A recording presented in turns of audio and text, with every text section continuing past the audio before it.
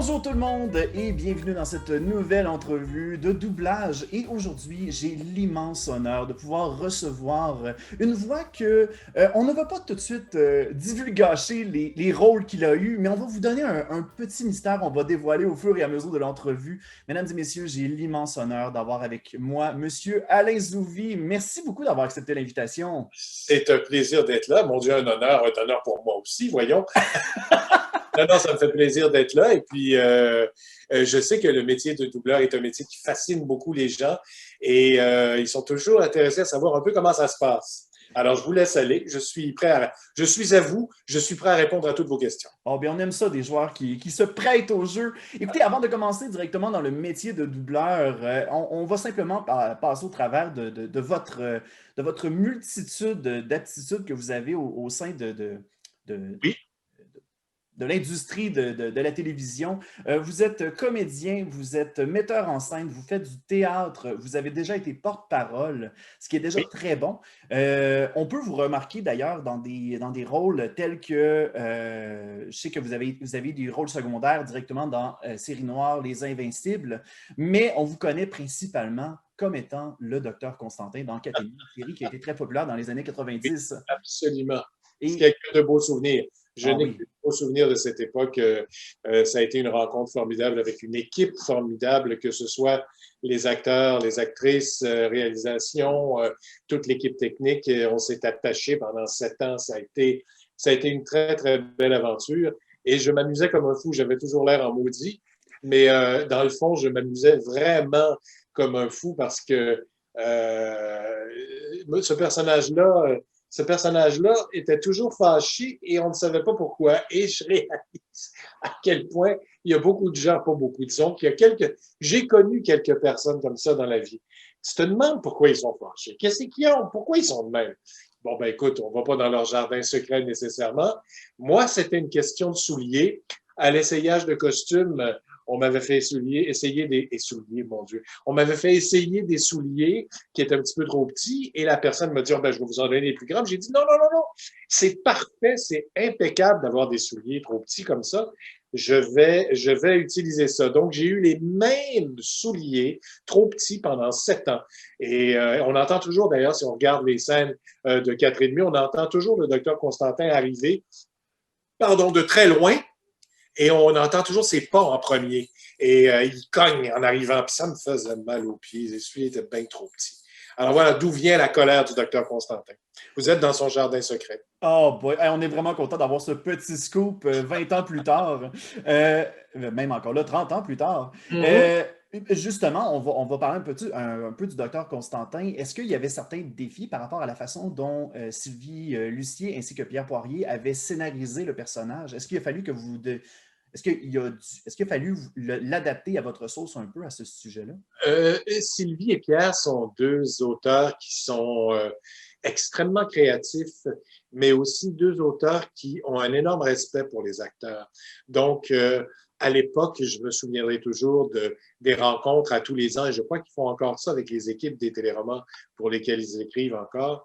Ils rencontraient les acteurs et les actrices à chaque année pour discuter des personnages et discuter de ce qu'on aimerait faire ou ce qu'on aimerait qu'il nous arrive. Donc, c'est un travail vraiment. Si le personnage du docteur Constantin a existé, oui, il y a du Alain Zouvi qui est allé piger dans certaines personnes qu'il a connues, mais il y a les auteurs, c'est eux qui l'ont vraiment construit, et je crois qu'ils ont connu, eux autres aussi, du monde comme ça. Donc, ils se sont d'ailleurs inspirés d'un personnage en particulier, je ne sais pas qui, mais un personnage en particulier, et c'est grâce à eux si le personnage du docteur Constantin a existé. Donc, le défi pour moi était tout simplement, c'est un cadeau, c'est un cadeau. J'avais fait une pub pour la STCUM pour les autobus où on me voyait en maudit pousser un char l'hiver avec Valérie Gagné qui jouait ma femme là-dedans et qui était au volant de l'auto. J'arrivais pas à sortir l'auto du banc de neige. C'est un message pour la STCUM. J'étais en maudit et les réalisateurs et auteurs de 4 et demi ont vu ça et ont dit c'est lui qu'il nous faut pour jouer le docteur Donc, Constantin. que vous avez eu le rôle du docteur Constantin à cause de cette pub-là. Oui, à cause de cette pub-là. Je suis allé les rencontrer ensuite, puis on a parlé du personnage. Et puis, c'est très défoulant, hein, être en maudit tout le temps, puis on ne sait pas pourquoi. Très, très, très défoulant. Alors, le défi, c'était de rendre le personnage aussi Toujours fâché, ça aurait été plate, mais c'est d'y donner une autre, disons, d'autres couches. C'est-à-dire, pourquoi il est fâché? On va y trouver quelque chose. C'est un personnage grognon, mais on va l'aimer dans le fond. On va travailler sur le fait qu'il soit, il faut que les gens le trouvent sympathique quand même. Grognon, mais sympathique. C'est pas une vraie méchanceté. Donc, ça a été ça le défi. Mais ça s'est fait tout seul. Ça s'est fait avec un grand travail de collaboration avec tout le monde. Ah, c'est extraordinaire. Mais justement, vous semblez quelqu'un de très facile d'approche. Donc, j'imagine que le fait d'interpréter un personnage qui est carrément à l'inverse de vous est quand même quelque chose, un malin plaisir. On a déjà eu des entrevues avec d'autres comédiens qui nous racontaient à quel point c'était fascinant de faire un personnage qui était totalement le contraire de ce que l'on était dans la nature. Est-ce que c'était le cas? C'est intéressant, c'est intéressant. Je sais que, bon, j'ai mon petit côté grognon, moi aussi, quand même, Mhm. mais euh, je crois que de jouer des personnages qui sont loin de nous, ça nous permet d'avoir du recul et de pouvoir construire sans nécessairement blesser un côté de nous qui nous ressemblerait trop. Mais en vieillissant aussi, l'expérience d'acteur fait en sorte que même si le personnage te ressemble, tu réussis à te distancier puis à le faire. Ben, cela dit, le personnage de Constantin, oui, c'est assez loin.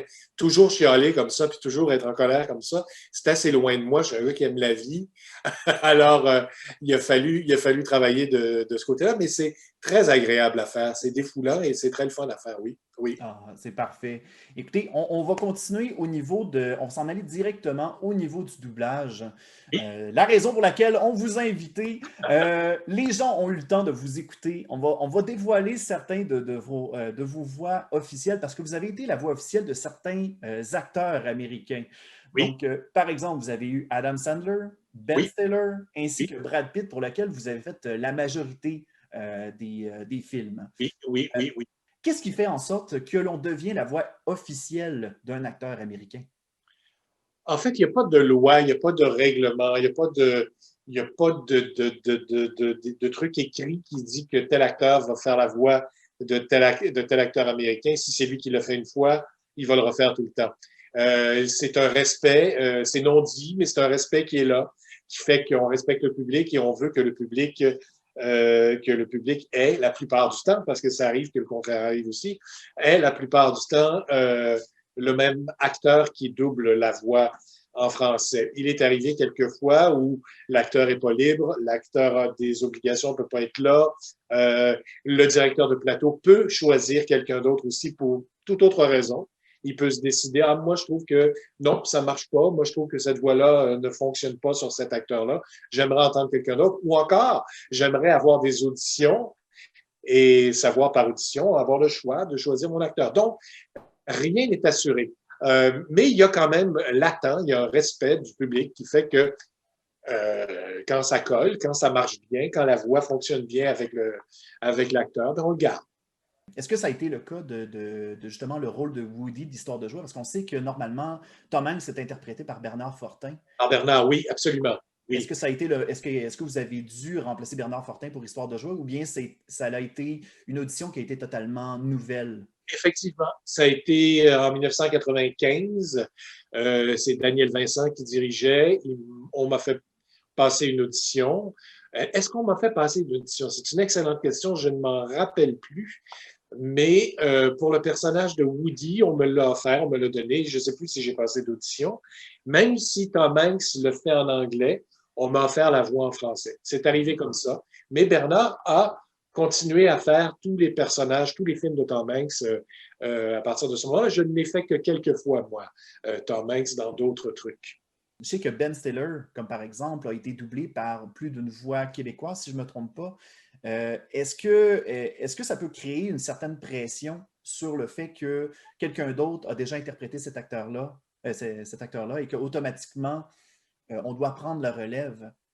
Non, absolument pas. OK. Absolument pas. D'ailleurs, je ne sais même pas, vous me parlez de ça, c'est vous qui me l'apprenez.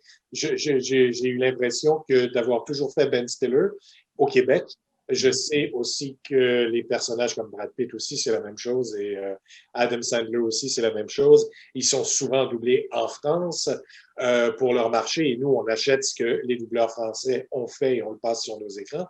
Mais Je ne sais pas s'il y a d'autres voix québécoises qui ont fait Ben Stiller. Enfin, vous me l'apprenez s'il y en a d'autres. Je ne le savais pas. Le défi, non. Quand j'ai pris Brad Pitt, je me rappelle que, mon J'aime Dieu, l'expression vous avez pris Brad Pitt. C'est comme si, mettons, vous étiez dans un centre d'achat et ah, OK, aujourd'hui j'ai ma dose de Brad Pitt. C'est parfait. oui, oui, oui, c'est ça. En fait, je dis toujours qu'il met son, parce qu'il est très aimé de la gente demoiselle, de la gente damoiselle. Enfin, il est très aimé de tout le monde, en fait. Brad Pitt est un beau bonhomme. Et je dis toujours qu'il met son corps sur ma voix. Mhm. C'est lui qui met son corps sur ma voix. Oui, alors, quand j'ai pris Brad Pitt, je sais que quelqu'un d'autre l'avait avant moi. Je sais que quelqu'un d'autre le doublait avant moi. Je ne me rappelle plus qui, mais il avait déjà été doublé. Ah, entre autres par Daniel Picard. Il avait déjà été doublé quelque part dans le. Je pense que le film qui se passe au bord d'un lac, là, un film d'amour qui se passe au bord d'un lac, c'est pas moi qui l'ai doublé là-dedans. Mais à partir de Seven, je l'ai doublé dans à peu près tout. Mais ce que je veux rajouter à ça, c'est que ces acteurs-là me donnent beaucoup. Hein. C'est-à-dire qu'en même temps que je fais ma carrière de doubleur, je fais de l'autre côté ma carrière d'acteur, de télévision, de cinéma très peu, et de théâtre.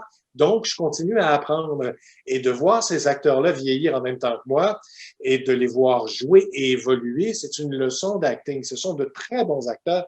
Brad Pitt est un excellent acteur, donc je le regarde travailler et j'apprends énormément. Je pense que c'est le film California avec un K où les gens savent même pas que c'est Brad Pitt qui joue là-dedans, il fait le méchant là-dedans. OK. On regarde ça et on fait, mais c'est qui cet acteur-là? Même maintenant, on le connaît bien, mais c'est Brad Pitt. Il peut se métamorphoser comme ça. Non, c'est un grand acteur. Alors, c'est toujours, c'est un défi à chaque fois, mais il n'y a pas de défi particulier pour répondre à votre question, sachant que quelqu'un d'autre l'a fait avant moi. D'accord. Et le fait qu'on puisse être la voix officielle de trois acteurs différents, est-ce que dans votre technique de doublage, est-ce que lorsque vous enregistrez une voix, est-ce qu'il y a des petites mimiques que vous gardez simplement pour Adam Sandler, pour Ben Stiller, etc. J'ai l'impression qu'il y a tout le temps comme une petite différence, mais j'arrive pas Oui. à ressembler laquelle Oui. exactement. Ben, ce que je ne veux pas faire, c'est qu'il y a une époque, il y a très longtemps, où le doublage était un peu caricatural. En France comme ici, hein, c'était des deux côtés. On jouait beaucoup. Je parle pas de dessin animé, je Oui. parle de live action. On jouait beaucoup avec nos voix. On changeait beaucoup nos voix pour changer de personnage. Je veux surtout pas faire ça. Je veux que la voix disparaisse, en fait. Je veux que la voix serve l'acteur qui est à l'écran, pas lui nuise et pas qu'on pense que ah, c'est Alain Zouvi qui fait la voix de. Ben, ça, on le sait assez et c'est écrit un peu partout. Non, je veux qu'on suive le film. Je veux qu'on soit dans l'histoire. Je veux qu'on écoute Brad Pitt. Mhm. Euh, alors, je change pas ma voix, mais évidemment, influencé par le jeu de l'acteur, je change mon rythme. Mon timbre doit changer un peu, mais pas parce que je vivais musicalement. Il change parce que je change de façon de jouer, de façon de phraser, de volume, parce que l'acteur parle tout bas ou parle plus lentement ou tout ça. Je sais que Adam Sandler a toujours le sourire aux lèvres. Mhm. Donc, si je vous parle comme ça et que je dis les mêmes mots tout le temps, mais que tout à coup, je me mets à sourire en continuant à vous parler, ça change ma Et voix, là, je l'entends, là. Juste ma ça, voix, ça fait la différence. ma voix monte un petit peu. Et c'est en français normatif, en français international ou en français, je ne sais pas comment l'appeler ce français-là, mais en tout cas, ce français-là. Donc, si je parle un petit peu comme ça, c'est la voix de Adam Sandler parce qu'il a toujours, il a toujours ce côté-là. Alors, ça part du fait de vouloir donner émotivement ce que lui a donné. C'est tout. Mhm. J'essaie pas de faire faire du mimétisme vocal. J'essaie pas de faire OK. de l'imitation. Mhm. Oui. Et OK. c'est valable pour tous les personnages. Ben Stiller, c'est quelqu'un qui parle toujours très rapidement. Donc, il est toujours très. Et comme ça. Alors, ça va donner ça. Brad Mhm. Pitt, mon thème est plus grave parce que il parle moins fort. Donc, comme il parle moins fort, je suis à peu près ici, mais le micro vient me chercher. Donc, c'est comme ça que ça fonctionne un petit peu. On va continuer au niveau de la panoplie de voix que vous avez déjà fait et je vais tester un peu votre mémoire, juste pour être sûr, parce qu'on va vraiment OK. chercher. Et là, je vais avoir besoin aussi de votre confirmation parce qu'il y a des moments que je voyais votre filmographie, je me disais, mais on dirait que je ne le visualise pas. Comme par exemple Smithers dans Les Simpsons. Oui, Est-ce que oui. c'est vrai? Oui, oui, oui, absolument. D'accord. Oh. Oui, je le fais encore d'ailleurs. Je fais plus Apu à cause du fait que Apu a été jeté au rencard. Il apparaît physiquement. Quelquefois, je vois que les dessinateurs et les auteurs osent le faire apparaître un petit peu, mais à cause du conflit qu'il y a eu au sujet En du 2018, si je me racisme et rappelle tout. bien, là. Oui, oui, c'est ça. Ils ont éliminé le personnage, donc je fais plus Apu. Mhm. J'adorais le faire, c'est dommage, mais bon. Et oui, Smithers est toujours là, toujours. Si on y va, Dark Maul dans Star Wars épisode 1? Oui, mais ça c'était très court, hein. Je pense qu'il se battait et il disait un ou deux mots. Oui, c'est vrai, oui. Ok, ça, je suis très surpris. Si on continue, Matthew Broderick dans Inspecteur Gadget, Oui, absolument. ça, je l'entends très bien. Et celui qui m'a fait beaucoup sourire et qui est une bonne part de mon enfance, de ma génération, Oui. Ovid de la bande à Ovid. Ah, mon Dieu, j'ai commencé avec ça. Oui, oui, oui. C'était J'ai- votre première gig? c'est un de mes premiers doublages. Oui, oui, absolument. On doublait ça dans un studio qui n'existe plus, tout près de Radio-Canada d'ailleurs. Et oui, oui, oui, c'était une animation faite ici, je pense. Les backgrounds étaient faits en Europe, c'est-à-dire les fonds d'écran étaient faits en Europe, mais l'action était faite ici, écrite par un gars d'ici, et des voix d'ici. On créait les voix. Oui, oui, oui, oui. La bande Et, à... et comment vous avez eu ce premier contrat de doublage-là? Comment vous avez fait comment vous avez été contacté pour la première fois afin de faire du doublage et d'embarquer dans l'aventure de cette émission-là? Le doublage a toujours été quelque chose qui me passionnait parce que mon père en a fait, mon père en avait fait beaucoup. Il faisait la voix d'Atomas, mon père. En avant les as, Atomas! À l'époque, il faisait tous les trucs, le Squiddy Lily et tout. Il faisait plusieurs personnages là-dedans. Il faisait aussi la voiture de police, voyons comment ça s'appelle. En tout cas, ça. Et puis, j'allais le voir travailler de temps en temps et ça me fascinait. À l'époque, c'était avec les écouteurs et le texte dans les mains. Les acteurs avaient un texte dans les mains et regardaient l'image et lisaient un texte. Ce qui donne, si vous écoutez les doublages un peu de cette époque-là, ça parle toujours un petit peu trop fort, un tout petit peu parce qu'ils ont le son dans les écouteurs. On a Ah! appris, oui, on a appris maintenant à baisser beaucoup le volume puis à essayer enfin, baisser quand ça le demande, d'aller coller ce que l'acteur fait en anglais, même s'il parle tout bas. On y va assez intimement, puis la technologie fait que maintenant on peut aller chercher la voix et tout. Donc, comment c'est arrivé? C'est que tout simplement, ça me fascinait. Je me visionnais des films ici, 8 mm muets. Je mettais un walkie-talkie en dessous. Je faisais dans l'autre walkie-talkie, je faisais les voix, les fausses voix, les sons, les effets sonores. Je voyais mon père faire ça. Alors, j'étais encore à l'École nationale de théâtre que j'appelais les studios, puis je disais, j'aimerais ça aller assister, j'aimerais ça faire des voix. Donc, à l'époque, il y avait Gérard Delmas, Georges de Neubourg, Ulrich Guttinger, Dieu et leurs âmes, mon Dieu, ça, le temps passe vite, ils sont plus avec nous. Mais c'est ces gens-là qui m'ont, Vincent Davy, qui m'a formé, Marc Bélier, qui est toujours dans la business et qui est toujours là, ce sont des gens qui m'ont formé à faire ce métier-là. Donc, je les ai tous appelés et il y en a qui ont eu confiance en moi. Et Vincent Davy m'a pris sous son aile, vraiment, et s'est décidé à me former pour que je réussisse à faire ça. Et à l'époque, on pouvait travailler à plusieurs au micro, ce qui n'est plus le cas maintenant. D'ailleurs, je ne sais pas si vous le savez, mais Histoire de jouets, les derniers, plus que les premiers, mais les derniers, j'étais tout seul en studio, là. Oh! À part OK. quelques scènes, peut-être une autre personne pour quelques répliques, mais la plupart du temps, on fait notre piste sonore seul en Oh, studio. ça a dû Mais à être un gros l'époque, challenge quand même, là, oui, il faut bien d'être tout écouter seul, là. l'anglais, bien écouter l'échange en anglais. Et si on a la chance d'avoir les autres pistes faites avant nous, on peut voir le résultat, mais la plupart du temps, je me retrouve à faire mes pistes seul, puis les pistes ne sont pas encore faites. Donc, il faut s'imaginer comment les autres vont répondre. Il faut lire dans notre tête ce que les autres vont lire, vont dire, vont jouer, pour pouvoir avoir le timing. Mais on a l'anglais, donc qui nous permet qu'on a écouté avant, hein, on écoute l'anglais pendant 30 secondes, 20 secondes, 30 secondes, puis ensuite on la fait en français. Donc, c'est frais dans notre mémoire, le rythme est frais dans notre mémoire. Alors, oui, c'est ça. Donc, j'ai appelé tout le monde et puis Vincent Davy m'a pris sous son aile, m'a formé et je me suis retrouvé à commencer à. J'ai pas fait de petits rôles. Je suis arrivé là-dedans bacloud, tout de suite les gros rôles. Et je sais que c'est difficile pour les jeunes, pour les gens quand ils commencent en ce moment, parce qu'ils doivent commencer par des petits rôles, ils vont faire des visites en studio, voir comment ça se passe et tout. J'ai été extrêmement chanceux d'avoir ces gens-là qui ont eu confiance en moi et qui m'ont permis de commencer à faire le métier. Juste, je suis sorti de l'école en avril, puis je faisais déjà du doublage. Ah, wow, mais c'est fantastique. Il y a une porte qui s'est directement ouverte Oui, tout oui, de suite oui. après l'école, c'est idéal, là. Oui, oui, oui, oui, absolument, absolument. Ben justement, juste pour conclure avec Ovid, il y a eu des petits plaisanteries qui ont fait la bande à COVID. Ben Selon voyons, vous, qu'est-ce que Ovid dirait à ces personnes? je l'ai pas vu. Tu l'as pas vu? J'ai pas vu ça. Il va falloir que je te l'envoie directement par courriel. J'ai pas vu ça du tout. Ah bon, ben écoute, moi je trouve que ça doit être drôle, ça doit être le fun. Ils ont simplement juste changé le logo, tout simplement. OK, Mais OK. qu'est-ce que Ovid dirait par rapport à ça? Aïe, aïe, aïe, aïe, aïe, aïe, aïe. Ça peut dire- Je me rappelle, et là, ça fait Ovid, là, c'est en 81.